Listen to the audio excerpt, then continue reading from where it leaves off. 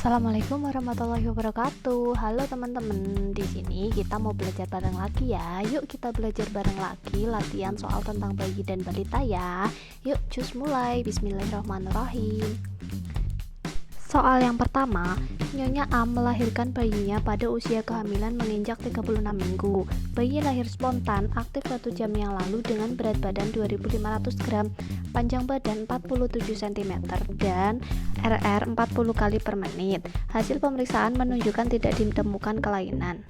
Berdasarkan usia kehamilan dan berat badan bayi Nyonya A termasuk kategori A. Postmatur, B. Serotinus, C. Matur, D. Dismatur, atau E. Prematur. Berdasarkan usia kehamilan dan berat badan bayi Nyonya A termasuk kategori yaitu E. Prematur, dikarenakan kelahiran yang terjadi sebelum minggu ke-37 atau sebelum HPL. Nyonya A melahirkan pada usia 36 minggu. Untuk jawaban yang lain kurang tepat karena pengertian dari postmatur merupakan kehamilan lebih bulan, yaitu ketika persalinan terjadi di atas 42 minggu.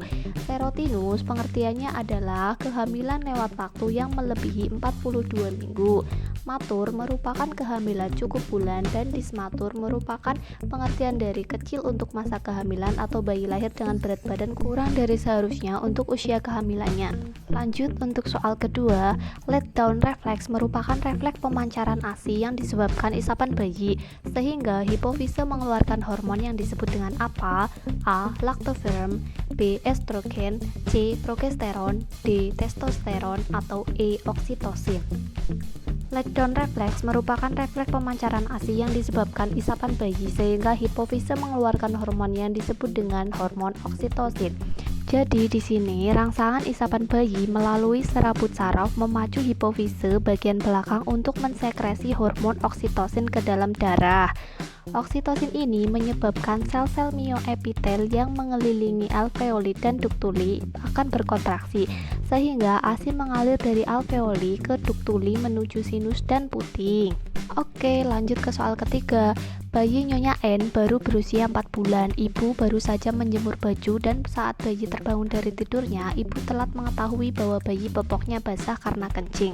Apabila tidak segera diganti, dikhawatirkan bayi akan kedinginan.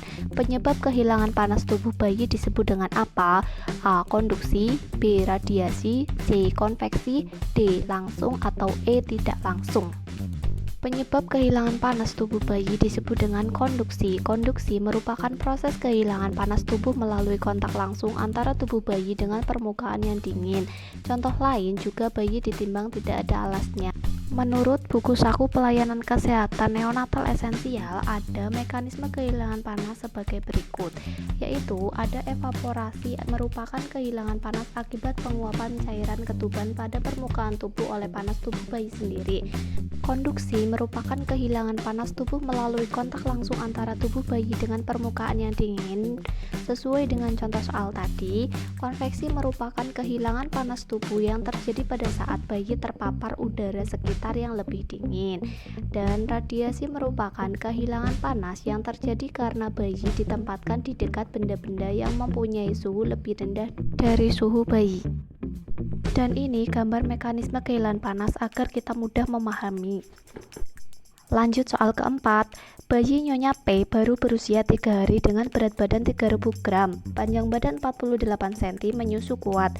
Tali pusat tidak ada tanda-tanda infeksi. Sebaiknya pemberian ASI untuk bayi Nyonya P yaitu A. 30 menit sekali, B. apabila bayi terbangun, C. 1 jam sekali, D. 3 jam sekali, atau E. on demand. Oke, sebaiknya pemberian ASI untuk bayi Nyonya P yaitu jawabannya on demand, yaitu E, sesuai dengan keinginan bayi dan diberikan ASI sesering mungkin. Lanjut soal kelima, Nyonya G memeriksakan bayi laki-lakinya umur 1 minggu ke puskesmas. Hasil pemeriksaan fisik dan keadaan umum baik, suhu 37 derajat Celcius, nadi 110 kali per menit, nafas 40 kali per menit, berat badan 3500 gram. Ibu bingung berapa lama harus menyusui bayinya. Apakah pendidikan kesehatan yang perlu diberikan kepada ibu bayi tersebut? A. Waktu menyusui lebih banyak ketika siang hari, B. Menyusui pada payudara kanan terlebih terlebih dahulu. C. Menyusui dimulai pada payudara bagian kanan. D. Menyusui pada kedua payudara bergantian 10 menit. Atau E. Lama menyusui pada payudara ibu sesuai dengan keinginan bayi.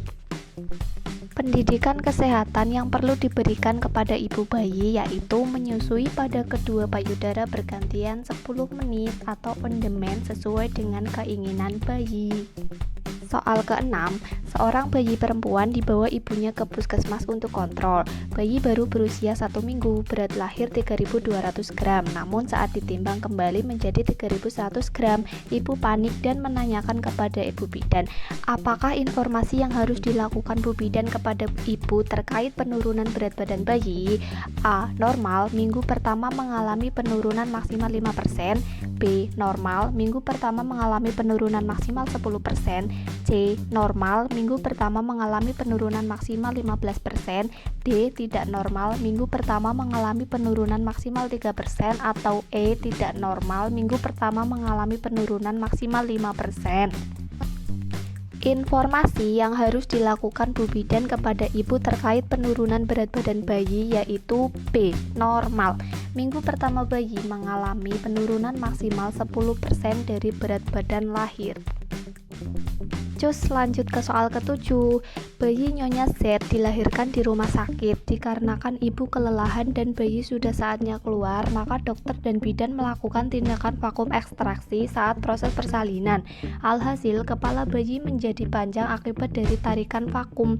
Tindakan yang harus diperhatikan bidan kepada bayi Nyonya Z adalah A. Menganjurkan inisiasi menyusui dini. B. Meminimalkan mengangkat bayi pada usia 5-7 hari. C. Memberikan ASI dengan pipet. D. Memberikan cairan infus pada bayi. Atau E. Menganjurkan ibu kompres bayi. Tindakan yang harus diperhatikan bidan kepada bayi Nyonya Z adalah yaitu B. Meminimalkan mengangkat bayi karena kepala bayi mengalami kaput susedaneum dan harus diminimalkan untuk diangkat kepalanya. Dan ini merupakan gambaran bayi dengan kaput susedaneum. Dan ada juga bayi dengan kaput hematoma. Dan berikut ini ada perbedaan dan atau persamaan dari kaput susedaneum dan kaput hematoma.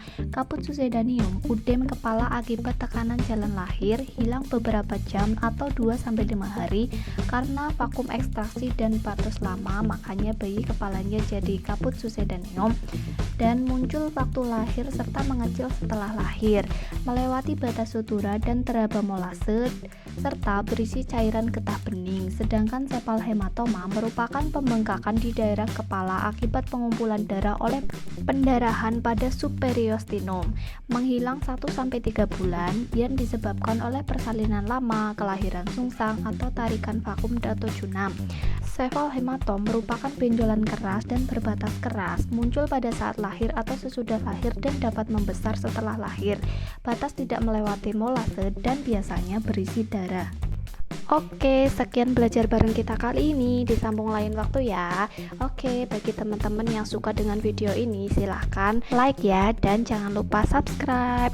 Apabila ada pertanyaan, kritik, ataupun saran, monggo dipersilahkan. Dan apabila ada salah-salah kata ataupun kata yang kurang berkenan, saya mohon maaf. Terima kasih. Wassalamualaikum warahmatullahi wabarakatuh. Sampai jumpa. Dadah.